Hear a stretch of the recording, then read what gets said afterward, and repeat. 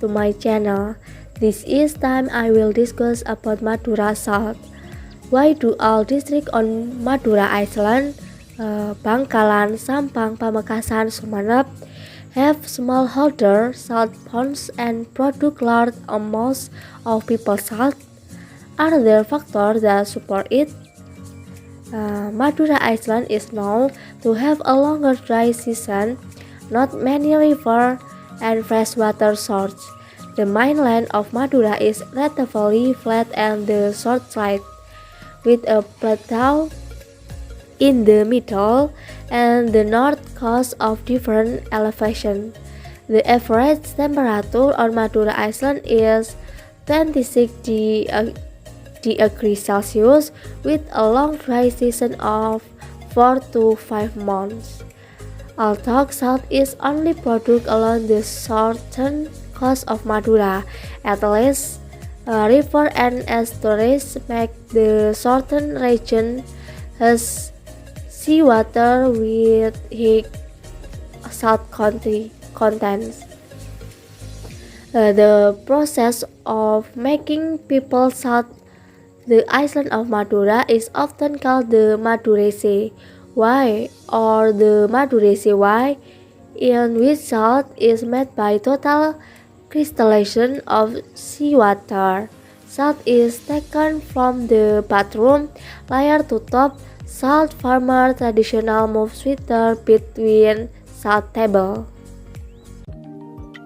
Assalamualaikum warahmatullahi wabarakatuh. Let me introduce myself. My name is Laili Smita Noviandika from Class B Agribusiness. Reason for use.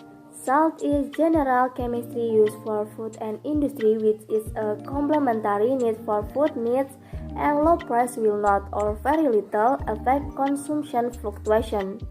Work with the aim of achieving growth, equality, and sustainable development in an area. The potential of salt commodities in Indonesia should be one of the commodities that can boost the locally based regional economy.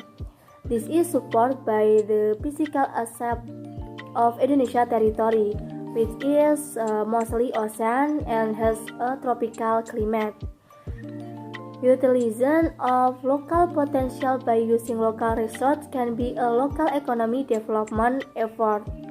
According to Blakely and Bledsoe, local economy development is the process by which local government and community organizations are involved to encourage, stimulate, maintain, and create business activity.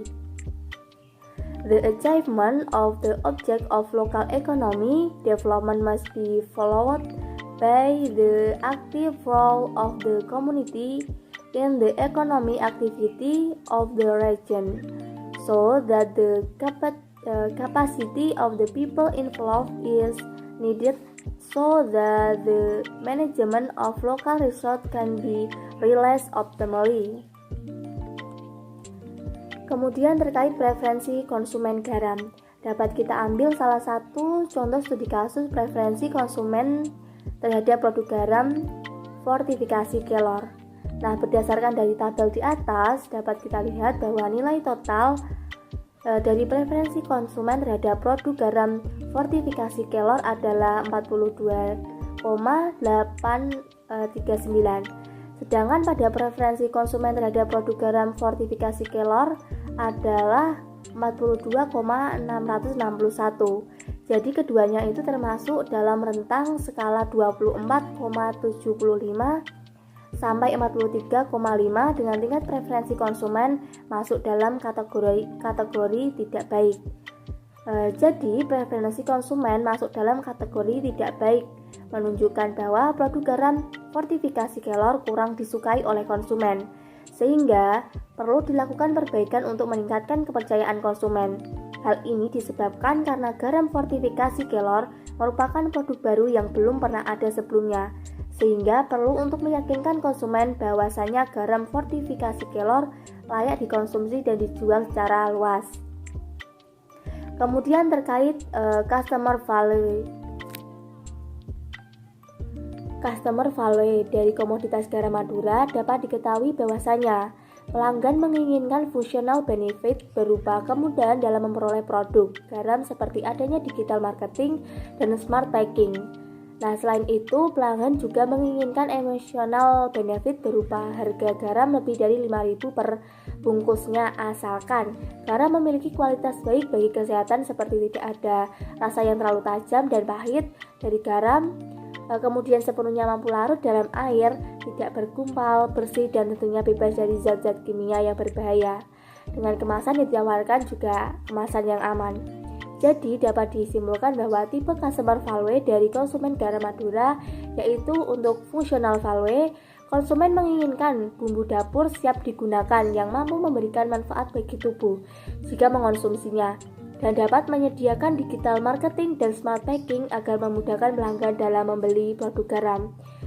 Untuk monetary value, konsumen rela membeli garam Madura dengan harga lebih dari 5.000 dengan kualitas yang bagus, bebas dari zat-zat kimia dan berkualitas. Dan untuk social value sendiri, konsumen menyukai garam Madura yang ditawarkan pada toko-toko tertentu dengan kemasan plastik yang aman bagi produk dan ramah lingkungan. Sedangkan untuk psychological value, konsumen menyukai garam dengan kristal halus dan kandungan 40% natrium serta mengandung yodium. Kemudian kita masuk ke model pemasaran. Menurut Mardianti, model pemasaran itu ada dua, yaitu pemasaran secara langsung dan pemasaran secara tidak langsung. Pemasaran langsung merupakan sebuah strategi untuk mempromosikan produk atau jasa yang ditunjukkan untuk mempengaruhi tindakan konsumen. Penjualan langsung lebih menekankan pengambilan keputusan yang didasarkan atas rasional atau karena adanya keuntungan tambahan yang diberikan pada suatu produk. Wujud dari penjualan langsung dapat ditemui dalam bentuk promosi penjualan, penjualan pribadi, penjualan langsung. Kemudian terkait model pemasaran tidak langsung, merupakan strategi untuk mempromosikan suatu produk atau jasa yang ditunjukkan untuk menyentuh pikiran dan perasaan konsumen. Wujud penjualan tidak langsung dapat ditemui dalam bentuk iklan dan pemasaran interaktif via internet secara tidak langsung. Kemudian kita masuk ke pembahasan selling skill. Yang pertama adalah pengetahuan mendalam akan produk, kemudian memahami konsumen dan klien dengan baik. Hal ini bisa dilakukan dengan memahami calon konsumen menggunakan tools media sosial, mencari tahu lingkup target pasar dan masih banyak lagi. Kemudian active listening, setelah itu komunikasi, yang kelima menjaga hubungan baik dengan konsumen, terus ada negosiasi. Nah, negosiasi ini bisa dilakukan dengan membangun kepercayaan dengan pihak kedua dan menunjukkan bahwa apa yang kita minta juga dapat menguntungkan pihak mereka. Dan yang terakhir adalah mampu menggunakan teknologi dengan baik. Hal ini karena kita akan menggunakan beragam aplikasi dan teknologi yang dipakai oleh perusahaan. Kemudian terkait personal selling, kegiatan promosi sangat berperan penting bagi perusahaan guna menarik konsumen. Promosi adalah unsur yang didayagunakan untuk memberitahukan dan membujuk pasar tentang produk baru perusahaan. Kegiatan promosi yang dilakukan perusahaan adalah dalam bentuk personal selling. Penjualan personal merupakan komunikasi atau interaksi langsung antara penjualan dan calon pelanggan untuk memperkenalkan produk kepada calon pelanggan dan membujuk pemahaman pelanggan terhadap produk sehingga kemudian akan mencoba dan membelinya. Nah, saat ini garam yang dimiliki beberapa perusahaan itu melakukan promosi penjualan dengan melibatkan semua pihak perusahaan, baik itu pemilik, manajer, dan karyawan. Promosi biasanya dilakukan dengan cara mendatangi toko ataupun memberikan sampel dari produknya agar pelanggan mampu yakin terhadap produk yang baru dikeluarkan.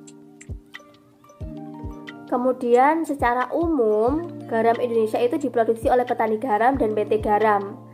Nah, berbagai strategi terus dilakukan PT Garam untuk kesinambungan bisnisnya termasuk dalam penyerapan garam rakyat, meliputi yang pertama adalah PT Garam terus berkomitmen melakukan transformasi dan inovasi dalam memajukan garam lokal demi mewujudkan kemandirian pangan dan mensejahterakan petani garam nasional.